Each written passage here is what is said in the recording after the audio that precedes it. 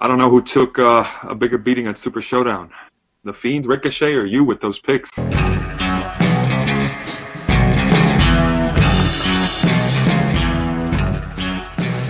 Welcome, everyone, to another installment of TFS Pod. I'm Riic-Hard, and that's 24/7 Lou.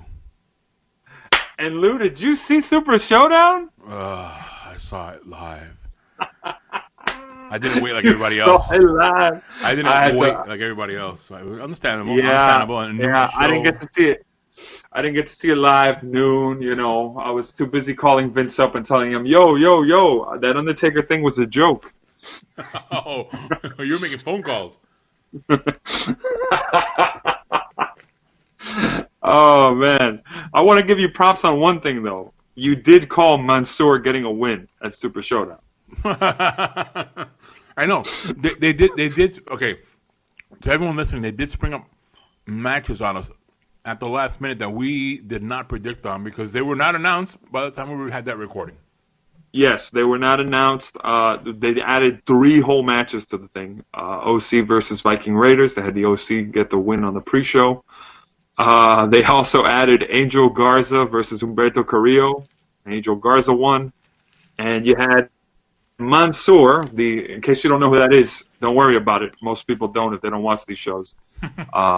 Just specifically the Saudi shows. But Mansoor basically is the hometown superstar who always has a match on this and beat someone who he probably, I don't know how to say it, he probably shouldn't win over.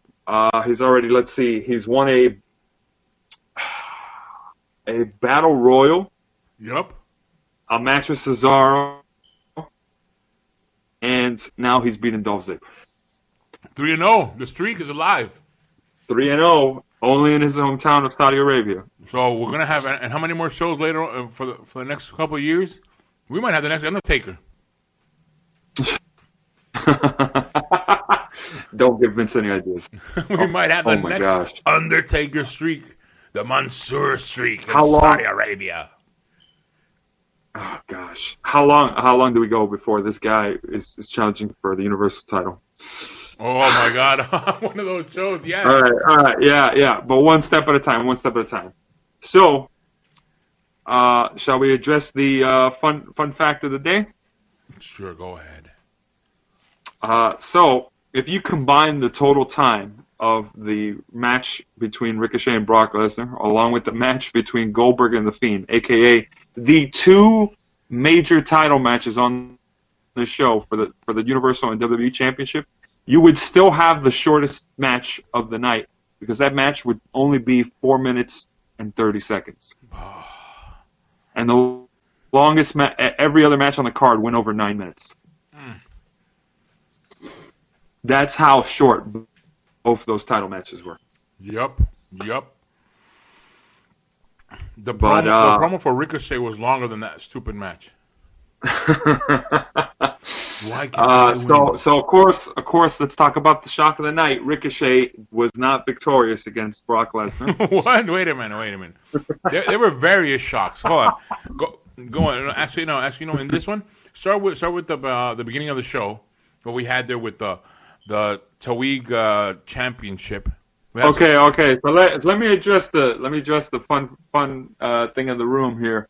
The joke prediction that I made, how the match would play out, ended up happening. Undertaker actually did end up being the last entry, and JJ Styles even did the whole he's forfeiting, give me the match. Obviously, it was against Rey Mysterio, who did not show up instead of Andrade. Because they got rid of Rusev for the match, whatever. And basically Undertaker came out. Now, obviously Vince heard that podcast and was like, you know what, this guy's got good ideas. But then he was like, I don't like that thing about R-Truth losing in under a minute. Let's have him beat 3 guys. Okay. and in classic Saudi Arabia fashion, this is the second time in, I would say, 3 years that a trophy, a match featuring, some sort of tournament or gauntlet match or large profile match for a trophy ends up being won by somebody who wasn't even in the match to begin with. Yes. Oh, God. Whether it's Shane McMahon or The Undertaker, they now have that in common. Yep. We now have that. It's like if from now on, if they're announcing some kind of trophy-specific match, you could just be like, I know who's not going to win it. The people actually in the match. But they definitely laid the seeds in for AJ Styles versus Undertaker at WrestleMania now. And I thought it was hilarious that Undertaker didn't even bother taking the trophy with him. He kind of just looked at it and then kept walking. Yeah. Which really puts over how important the trophy was. But whatever. Let's talk about my boy. This is coming from a original Misfit. Hold on. Okay, go on. He didn't even take off his hat or his coat to beat AJ. That's a first. That's actually a first. I can't remember that happening before. For like 100%, I can't remember him getting a match victory over someone with the coat and hat still on. That's a first. Which naturally just like it just makes AJ Styles look like the perfect opponent for Undertaker. Now, I have one thing I'm wondering about. Is there an issue in Saudi Arabia with tattoos? Because yes, that's what I think could have happened there. There is an issue. So there is an issue with tattoos. That's why Aleister Black is not allowed in Saudi Arabia, to my understanding. Really? Yeah, he's not allowed on the show because of a specific tattoo. I think he's got like a tattoo of Lilith or something else, and it's like some big deal for them over there. But basically, there's something to do with tattoos over there that they don't like. Because obviously some people have tattoos on and they let them on. Yeah. But it's specific like imagery and stuff like that. Yeah, because I saw Corbin wearing the mesh. And, you can't hide Roman Reigns' arm. It's like his arm is it. Yeah. Yeah, it's his arm. But most people look at that and they go, is that like an extra sleeve? Yeah. But yeah, they do have an issue with tattoos. I don't think that was it though, because Rey Mysterio's wrestled before at Saudi Arabia. Yeah, but he's covered up well enough. I mean, he's been covered up sometimes with a vest or whatever. But yeah, I know what you mean. I understand now. Yeah, no, I get what you're saying. Yeah. Now, before I was rudely interrupted, let's go to the winners of the SmackDown Tag Team Champions. My boy, this is coming from an original Misfit. I've liked the guy since Tough Enough 2004, by the way. Okay. My boy, The Miz, regaining the SmackDown Tag Team Championship with John Morrison.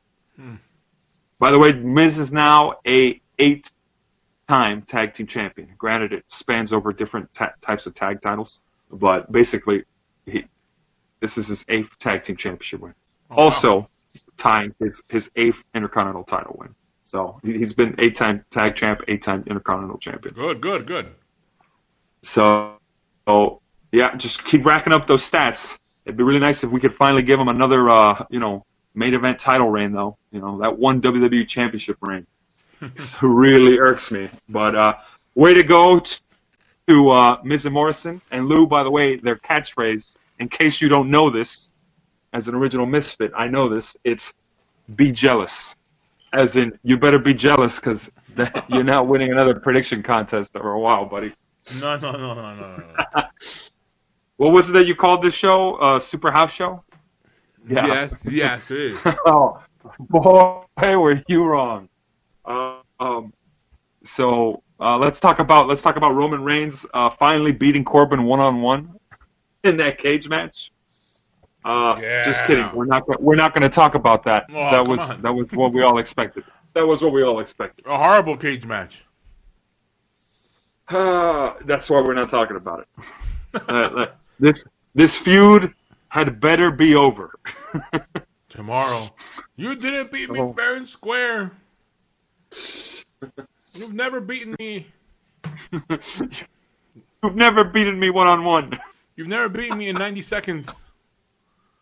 Something stupid like that. Oh, that's it. Yeah, something. It's so dumb. We're not. That's it. Yeah. Once again, Seth Rollins and Murphy with a title retention against the Street Profits. My boy, the Monday Night Messiah. Yep. Knocking it. Like everybody I was a fan of got a win today. Undertaker, Miz, Rollins. Those are my boys right there. What? Undertaker's the original OG. I'm a misfit for life, basically. And I've been down with Seth Rollins since he first debuted on the Shield. So, all my guys just clean sweep. So wait. So for anyone that was listening to our previous one and our predictions episode, how many did you get right in this one? So basically, I got Morrison, I got Rollins and Murphy, Brock Lesnar, Roman Reigns, Bayley, and Goldberg. I got 6 out of the 7. The only one I didn't get right was the one where Undertaker won, because I did predict Styles with you. Mm-hmm. 6 out of 7. You would have gotten 4 out of 7. So I bet you got 2 wrong. I got 2 wrong. Yep. I said you got 2 wrong. I said retain. Yeah, you said retain, because you didn't see the writing on the wall, man. Come on. Okay, you want to talk about the writing on the wall? Yeah, let's talk about the writing on the wall. Here we go. Let's talk about that Goldberg-Fiend match, which, by the way, I'm not going to defend, so don't try to get me with that. Oh, okay. That's what I want to ask you about. Because yeah, no, I know that match was bad, but think about the greater picture. Goldberg sells tickets. The Fiend doesn't. Well, the Fiend does now. I mean, he's an attraction during the shows now. I'm not comparing Bray Wyatt from before. I'm comparing the Fiend now. Look, guys. I hate to be the bearer of bad news. Bray Wyatt was champion throughout November to February. That's WWE's off season, pretty much. Oh. It is. That's just how it goes. Yeah. That's just how it goes. He's in the same. Well, not necessarily in the same, but. You got if you're not champion going into WrestleMania, you were transitioning. You were a transitioning champion. Yes, we have 38, 39 days from the day of this recording till the next till WrestleMania, and I have that feeling like that. Remember that one where Asuka was going? Like, yeah, Asuka's gonna go in, and then she loses the championship. Like what? Wait a minute. Yeah. It's one of those. I have that feeling when taking it away from the Fiend. We don't know what can happen in the next few days. He still thought Goldberg was going to lose, right? Big mistake. He won it at a Saudi Arabia show, and he lost it at a Saudi Arabia show. I know. Goldberg just made the Fiend make history again. But in all honesty, it's just going to be another accolade for Roman Reigns. He's gonna get a victory over another legend at WrestleMania. He is apparently the guy that beats big names at WrestleMania, or at least people not named Brock Lesnar.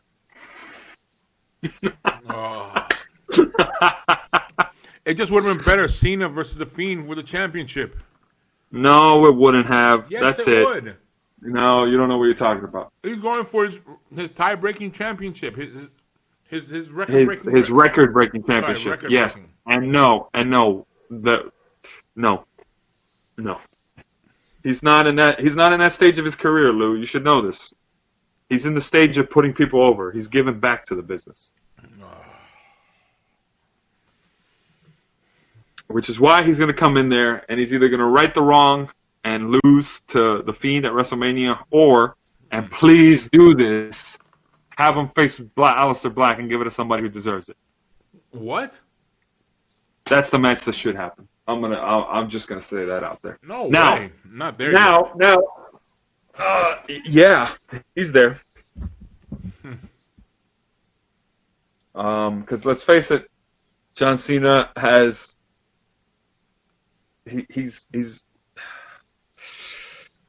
he's lost enough matches now where it means a big deal when he loses, but it won't be that big of a shock if he loses to Aleister Black. It won't be that big of a shock if he loses to the Fiend either. I just worry that he might beat the Fiend at WrestleMania. Oh. Yeah, it's one of those things where it's like they might do it. They might do it and be like, yeah, have him. But if we could talk about the ending to that title match, why on earth would you have the Fiend just disappear after Goldberg beats him? I don't know. That was dumb. That was totally dumb. They're like, oh, mind games continue. No, that's not the. No. That's to sell the match, not after you've given us a crappy match. Yeah, I mean, it's like, man, that match was so bad, I don't want to show my face anymore. Yeah, that's what match you roll out. You roll out to the side, and we don't see you leave. Not that whole thing where you stand up and have the lights turn off and disappear. You disappear the other way, like everybody else, rolling out of the ring with the ref and walking slowly, like if you're injured, back to the back. But he wasn't injured. I mean, no. I mean, he literally no-sold those finishes, basically. He basically took a bunch of... Goldberg is essentially, if you played any video game for WWE, he's essentially that guy that starts the match with like 5 stored finishers. Yeah. It's just, he hits a spear, he hits another spear, he hits a third spear, and maybe a jackhammer. And then it's like, all right, that's the end of the match. Yeah, it's only 2 buttons, A and B. Nah, we don't play the Wii version in this house. Oh, okay, sorry. X and O, whatever. Triangle. Little triangle in there. All right. That's right. PlayStation 4 up in this house. Fight me. Anyways, I think this show has shown us one thing. I don't know if you have any further comments to add, but I have one closing comment ready to go. Wait a minute, wait. Before you go... Oh, wait, no. Yeah. There's more bragging to be done. So, the score now stands at... Shall we talk about it? Shall we talk about it? We can wrap up. No, we're not going to wrap up now. The score stands at 2 for me, 1 for you, and a tie, which puts me in a pretty good lead right now.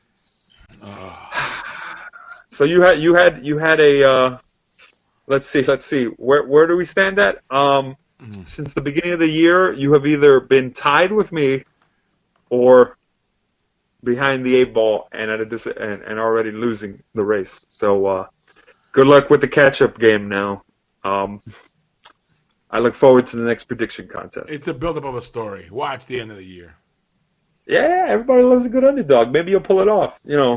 Then again, you're like our truth in this. What do you mean? You're just getting flukes because WWE doesn't understand what a good prediction is.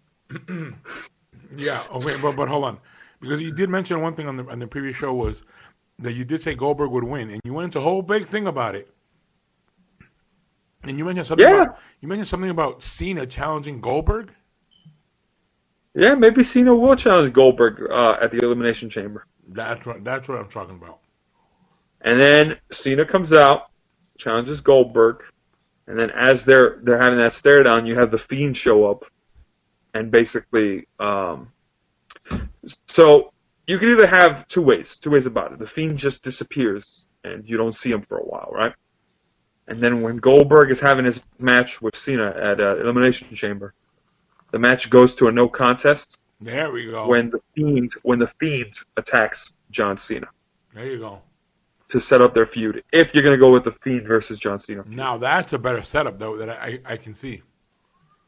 Because not only that, the Fiend would be showing up, and everybody would think, oh, he's here to attack Goldberg to reset that up. But instead, he just attacks John Cena instead. Yep, I can see that going. And it's like, wait a minute, what's he doing? This and that. That'd be cool. Or they could do a triple threat, so that Goldberg has a match that doesn't go under 5 minutes, but he also is protected by 2 people going at it also. Yes. That's another way. That's another way they could go about it. Those are what my suggestions would be for Vince if he listens to this podcast, which I suspect he does, because I suspect he does. And by the way, Lou, he's listening to my predictions. What? No. Hey, the only show that you've managed to get a win on me on is in NXT. I just want to point that out.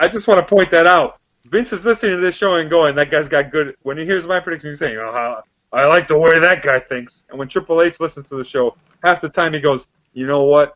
I think Lou made some good points. All right. I'll take that. But I'm just going to throw this out right now. After today's show, I am convinced And I know I've said that 100 different people are going to win this in April, but calling it now.